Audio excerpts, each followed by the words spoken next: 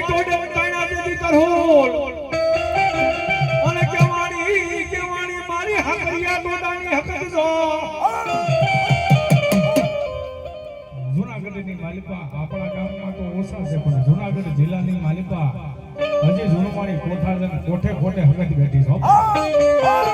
સુરેન્દ્રનગરની માલિપા તો બધી બેઠી છે પણ આપણા જૂનાગઢ જિલ્લામાં ભગવતી હકત બેઠી